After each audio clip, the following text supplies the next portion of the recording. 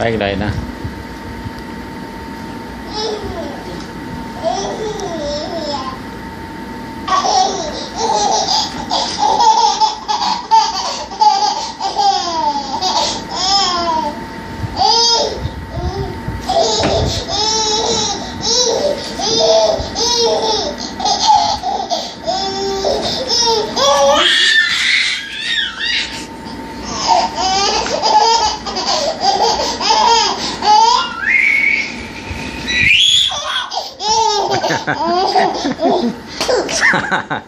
Sasa pandai lah Sasa.